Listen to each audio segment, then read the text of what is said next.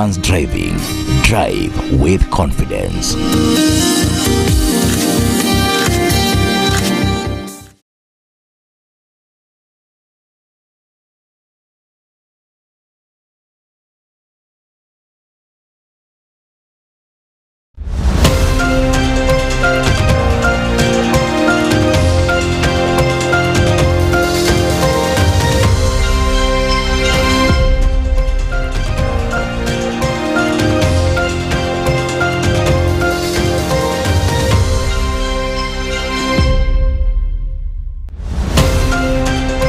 Prime News and welcome to our 9 p.m. bulletin. My name is Kelvin Kariba and our sign language interpreter is Vivian Wangeshi. Welcome as we brief you some of our top stories today. And we start with Tokyo, where Faith Kipyegon finished in 3 minutes 52.15 seconds, nearly 3 seconds ahead of the Kenyan teammate Dorcas Ewoi, but about 3 seconds behind the world record she set earlier this year. Running in front throughout the near 4-lap journey, Kipyegon coasted into the finish line to join Hicham El as the only second runner to win 4 world titles in the metric mile.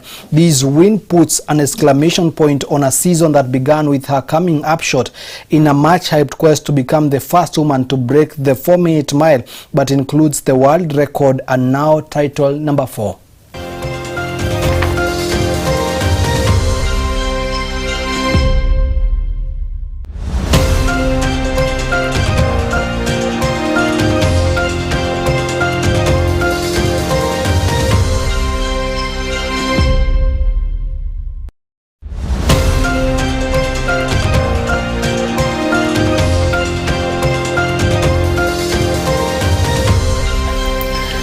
And congratulations to Faith Kipyegon for instilling and flying the Kenyan flag higher and higher.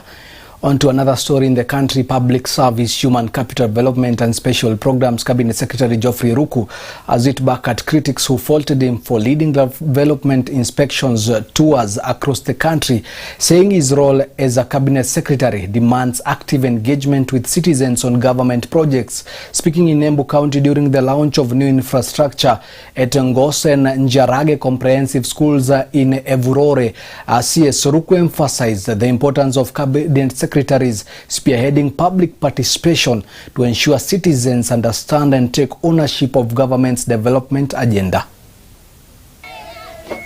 Kuna watu wametokea na wanasema mambo mingi. Sisi tutakaa kwa serikali kwa mambo matatu. La kwanza, serikali imeshikilia masomo. Watoto wetu hawajatumwa shule chini ya uongozi wa CS wetu Roko. Si mmepata basari? Ya pili, mabarabara ya elimu.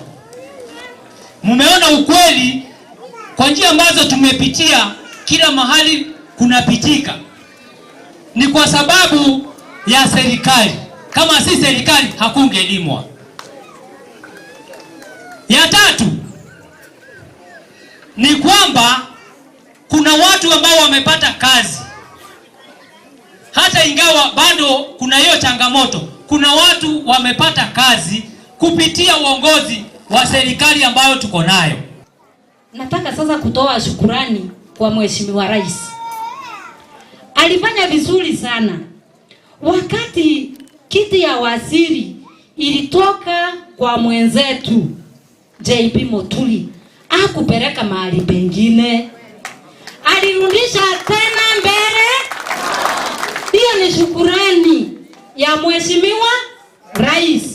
Na hiyo ni moja yenye inafanya tuseme sisi tuko ndani ya serikali. Kenya haitaki watu wa fitina, haitaki watu wa furugu, haitaki watu wa kuchochea wananchi wa Kenya, watu wa maandamano, watu wa roho chafu. Inataka mtu ambaye ako na sera ya kutengeneza mashule, kulipia watoto karo, kutengeneza barabara zetu, kuweka maji katika maboma yetu. Watu ya mbele na watu ya taifa ya Kenya hawakuli matusi. Tumeona wewe unasimama, kazi yako ni matusi, mdomo chafu, pamoja na wale wengine mnaandamana na wao. Prime Cabinet Secretary Musalia Mudavadi has urged millers to scale up their contribution to fortification as Kenya intensifies efforts to guarantee food sufficiency and nutrition security for its citizens. Speaking in Nairobi, Mudavadi said the country must now view food security as an urgent national priority and not as a distant aspiration. He described fortification as one of the most strategic interventions in combating hidden hunger, malnutrition together with stunted growth. Food security is only as strong as the nutrition it delivers. This is where you, the millers, the processors, the guardians of our daily sustenance enter the story. Fortification is the quiet revolution that turns staples into shields against malnutrition, hidden hunger, and stunted futures. It is the vitamin in our ugali, the iron in our flour, the promise of healthier children and stronger generations. And here, at the heart of that revolution, stands the KMFI, a Kenyan-born innovation that has grown from a pilot with just 5 companies and 41 brands in 2022 to 34 companies, 155 brands, and 122 active participants today. For the first time, we welcome the edible oil sector into this fold, expanding our reach and our impact. What makes KMFI truly remarkable is not just its scale, but its soul. It is more than a compliance checklist. It is a catalyst for continuous improvement, transparency, and accountability. It levels the playing field for every processor, small-scale miller in the village, or corporate giant in the city, ensuring that standards are enforced fairly and equally. In this arena, no one is too small to shine, and no effort goes unseen.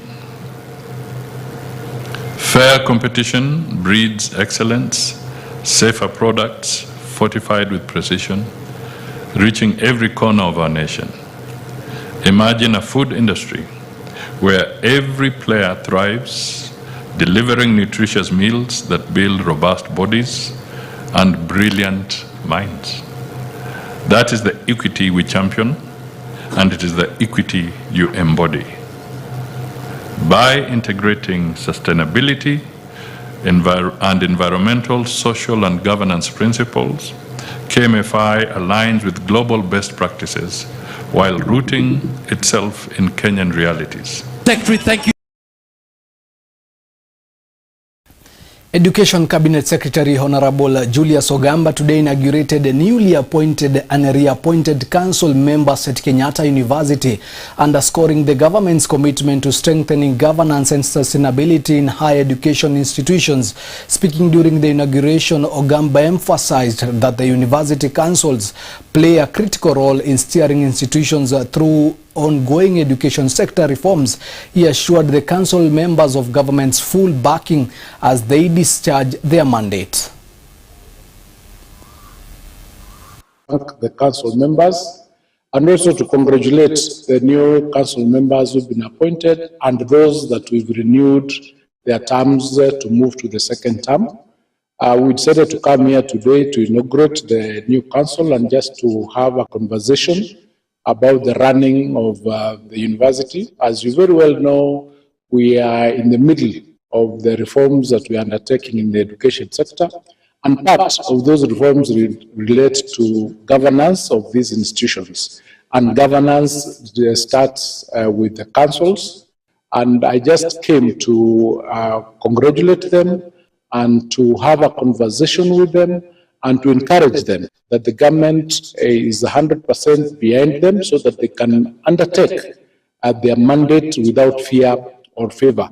The government is committed to ensuring that our institutions move from where they've been to a sustainable ground. That is why when this administration came in, you are very well aware that we had at least 23 universities out of the 43 who are technically insolvent. As we speak today, and because of the interventions that the government has been able to do, that number has now reduced to 14. And it is the government's commitment that within the next 2-3 years would have moved all our universities from being technically insolvent, those who were, to being sustainable. That's why the programs that we have introduced as a government, including the student-centered funding model and the reduction of the school fees from for programs from between 15% to 40%, has made it possible for these students to be able to pay their part of their fees. Let me also bring to your attention that most of the universities who admitted the students, the average payment rate is at 85%, which is very, very commendable. That means out of the 10,480 students who've been admitted here in the first year cohort, about 9,500 have already made payment to their fees. And many other universities are reporting positive responses. In an effort to reform the prison systems across Africa, chiefs and commissioner generals of correctional services from over 30 countries are gathering in Nairobi for a high-level consultative workshop focused on implementing the African Commission on Human and People's Rights resolutions on prisons and conditions of detention. The three-day workshop hosted by the government of Kenya in collaboration with the special rapporteur in prisons and Raul Wallenberg Institute of Human Rights and Humanitarian Law aims to tackle persistent challenges within African correctional systems, including overcrowding, inadequate infrastructure, and weak rehabilitation frameworks. This workshop aligns with African Union's Agenda 2063, particularly its aspiration to promote inclusive growth, social justice, and good governance across the continent. Our collective efforts to implement the ACHPR resolutions contribute directly to realizing these continental ambitions and fostering societies where justice and human rights are at the core of public service. I urge each one of us to embrace these opportunities for dialogue and collaboration that this workshop affords. Let us aspire to draft actionable commitments and strategies that can reflect not only compliance, but a genuine transformation of our correction systems into models of rehabilitation and human dignity. Ladies and gentlemen, the journey ahead demands courage, innovation, and resilience. It calls for the political will of governments, the expertise of technocrats, and engagement of the civil society as we can see it here today. Together, we can turn the tide towards correction services that protect rights, promote rehabilitation, and enhance public confidence in our justice system. Rehabilitation. And on to another story. A call has been made for women's groups in Busia County to register themselves in order to benefit from government loans and funds as a way to uplift their economic status. Speaking at the launch event of Huduma CBO in Nambale constituency, Shabiki Sako Director Patrick Okumu, together with financial experts Leonard Barasa and Walter Otieno, noted that many groups fail to thrive due to tough living conditions, poverty, and poor leadership by some of their leaders. Kundi kunawiri, lazima kwanza warejest, na tunataka pia empowerment kutoka kwa serikali. Bila kuletea wa pesa, vikundi vyetu hapa Western hazinairi. Kwa sababu gani? Tuna lack of capital. Hatuna pesa ya kujisaidia. Wakisaidia wafanye maendeleo yao, vikundi itakuwa kinawiri. Pia tena itanawiri kama viongozi wameshikamana pamoja na wale wako juu. Naomba sana serikali kuu wasaidie pia serikali ya chini hapa, because pesa inatoka chini, kuna penye inapotelea katikati. Ikifuatilia hiyo pesa ifike kwa vikundi itanawiri na itaendelea. Mawasiliano sana sana unapata inakuwa ni changamoto, manake members wetu wengine, kwa sababu kulingana na hali ya kimaisha unapata mtu labda hana zile gadget ama rununu za kuweza kuwasiliana naye. Sasa wakati unamhitaji unapata kwamba kuna ugumu saa zingine kumfikia. Pili, kwa sababu uchumi wetu ni mbaya na hali yetu ya maisha iko duni,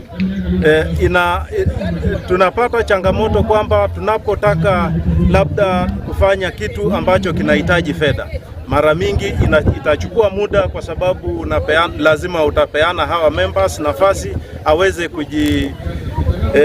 kujipapasa hapa na pale, ili hakikishe kwamba pia yeye anatimiza ile labda matoleo ambayo nyinyi kama kikundi ama cluster mumehitaji waweze kuchangia ili kupitiza swala fulani. Wale watu ambao wanasimamia hiyo kikundi wakuwe na mioyo misafi na waogepo Mungu pia wakifanya kazi zao. Na sisi tunataka kusaidiana kwa upande wa maendeleo, hata kama ni mtu amelemewa upande wa afisi, maybe mtu amelemewa hana kiti, tunaweza tukajiunga na tukampa. Sisi tunataka kuona kwamba maendeleo ambayo tunafanya ionekane kwa uwazi na ionekane kwa macho.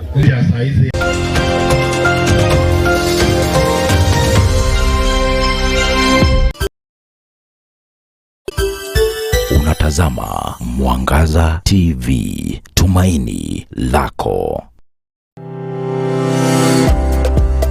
Magonjwa yanapobisha hodi huwa ni vikwazo kwa wengi, huku wengi wakitaabika. Lakini subiri, ufahamu bora kuhusu kudhibiti magonjwa. Matibabu ni njia moja ya kuhakikisha kwamba mzima wa afya. Tunaanza kufahamu kutoka kwa wataalamu wa matibabu, kisha tunafanya utafiti sote kwa pamoja ili tujifunze mawili matatu kuhusiana na afya zetu. Ungana nami Mariam Kendi kila siku ya Alhamisi baada ya taarifa za Mwale saa 1 tunapoangazia makala ya Jua Afya Yako.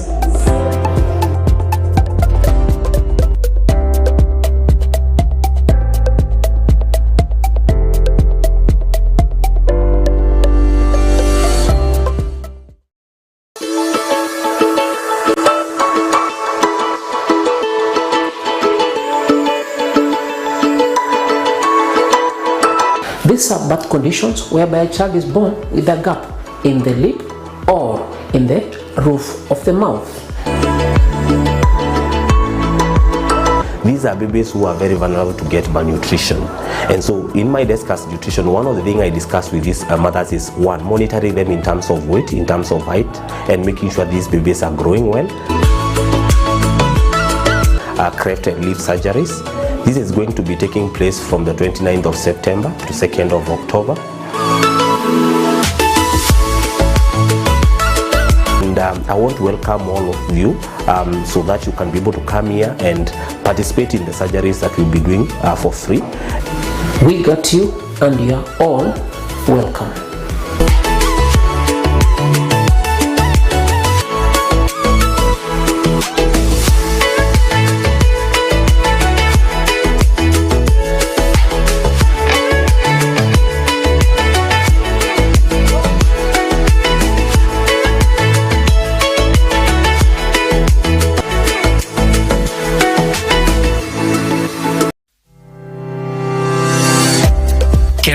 Engineering Systems tumetambulika kwa uuzaji wa vyombo na vifaa vya usalama kama vile CCTV, intruder alarm systems, electrical fencing, razor wire, intercom systems, access control systems, automatic gates, general electricals, fire and smoke alarm system na fire extinguishers, solar panels, batteries, inverters na charger controllers.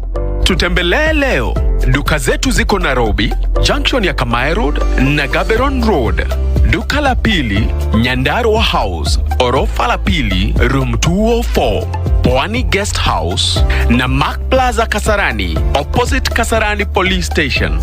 Tupigie simu 0793 949494 au 0793 494949 au 0758 121212.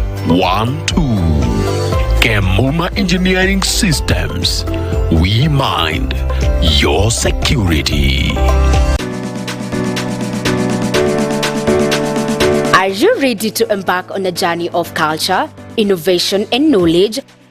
Jewel Technical College proudly presents its annual Cultural Day. Join us as we celebrate the rich tapestry of our college culture and showcase the amazing skills and talents of our students. Witness a vibrant display of diverse exhibition of our projects from various departments, from engineering to fashion design, and from hospitality to information technology. See firsthand the practical skills and creativity nurtured at Jewel Technical College. It's more than just a cultural day. It's a celebration of our past, a showcase of our present, and a glimpse into our future. Don't miss out. Come and be part of the Jewel Technical College family.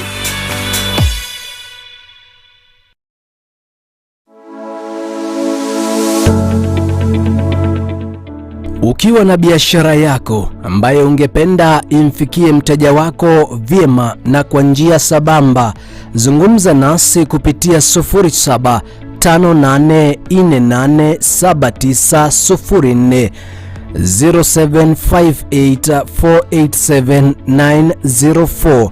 Mwangaza TV ni tumaini la biashara yako.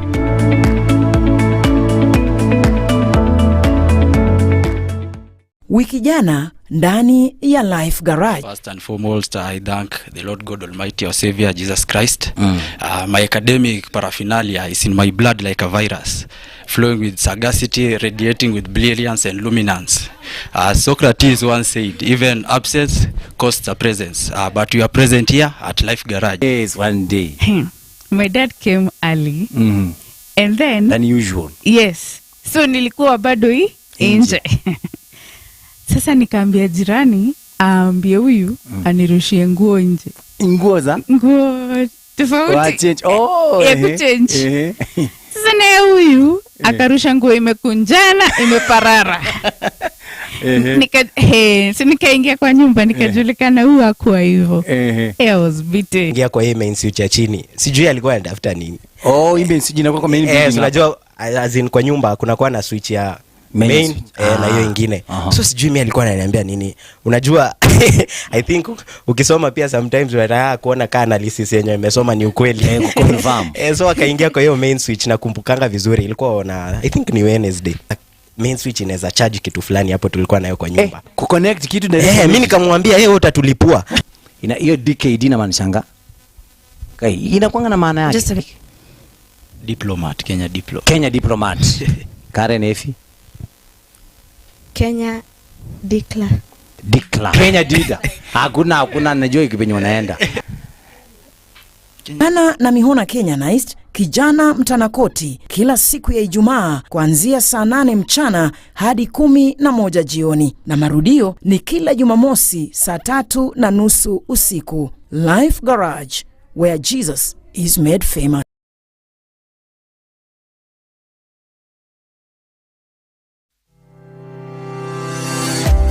Kemuma Engineering Systems tumetambulika kwa uuzaji wa vyombo na vifaa vya usalama kama vile CCTV, intruder alarm systems, electrical fencing, razor wire, intercom systems, access control systems, automatic gates, general electricals, fire and smoke alarm system, na fire extinguishers, solar panels, batteries, inverters na charger controllers. Tutembelee leo. Duka zetu ziko Nairobi, junction ya Kamae Road na Gaberon Road.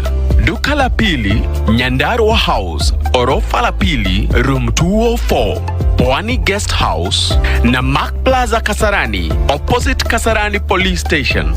tupigie simu 0793 949494 au 0793 494949 au 0758 121212. Kemuma Engineering Systems, we mind your security.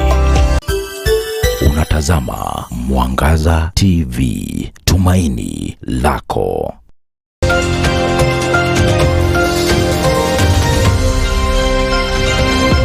Welcome back to Mwangaza Prime News. Professionals from Imenti region of Meru County under the umbrella of Imenti Development Forum have come up together to instill development projects in the region. Speaking during the official opening of the 4th computer hubs at Ngine Day Secondary School in Imenti North Sub-County, Meru County IDF officials said that the move is aimed at ensuring connectivity on ICT to the youths. They say that as professionals, they are working hard to create difference in different fields in ICT to create online job opportunities to the youths in low class of the society.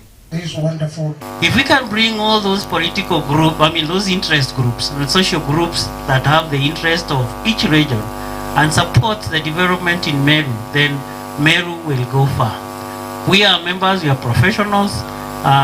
Most of the people are in all parties. In that computer hub, you can do your research, you can do your master's from there, you can do your PhD from there, and you can get virtually a design of a house, or you can become an engineer from the computer hub. So what we are saying and what we intend to do in this community is what we call partnership. The only thing left for you now is to ensure that it expands. It goes wider and you come up with a baby in every sub-location. So that now, it's not only in Guinea, in the fullness of time, we want many more to be born from here.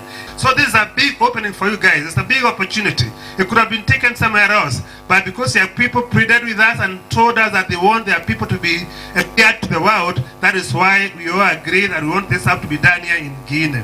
So my appeal today, please don't let us down. The Meru County government has launched modern CT scan machines at Meru Referral Hospital, a move aimed at improving the diagnosis of various diseases. The launch was led by Meru Governor Isaac Motuma, who stated that the new machines will reduce both the cost and inconvenience patients face when seeking such services in private hospitals. On his part, Meru Hospital Director Bernard Moreithi noted that they had previously faced numerous challenges due to the lack of such equipments. Historia ya kuinua hospitali yetu kupitia ufanisi wenye tumeleta katika hospitali, kuzidua ufanyikazi wa CT scan katika hospitali yetu ya Meru Teaching and Referral Hospital baada ya ukosefu wa hiyo machine kwa miaka 2.5.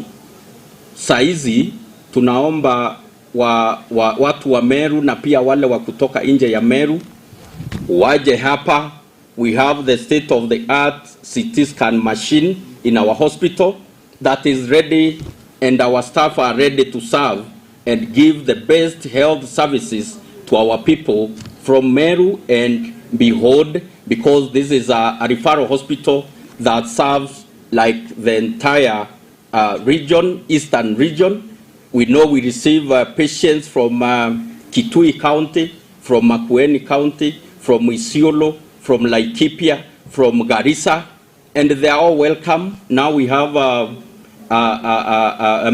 great medical equipment that has been lacking for the last 2.5 years.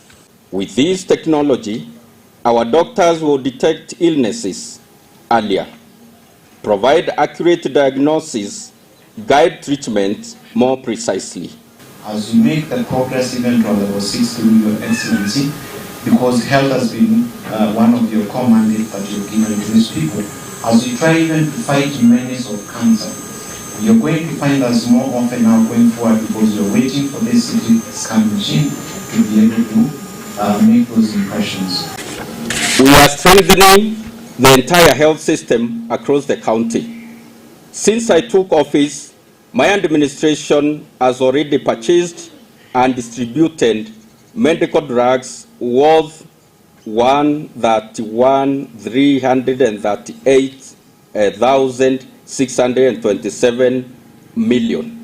Tunafurahia utendakazi na ushirikiano ambao tunao na serikali kuu ya rais wetu His Excellency Dr. William Samoei Ruto pamoja na deputy wake Professor Kidiki ambaye ni kijana wetu kutoka hapa Meru. Kama community tunajua siasa mpaka tupige siasa ambayo tunaelewa tunataka nini, tunaelewa tunafanya nini, na pia tunaelewa tunaelekea wapi.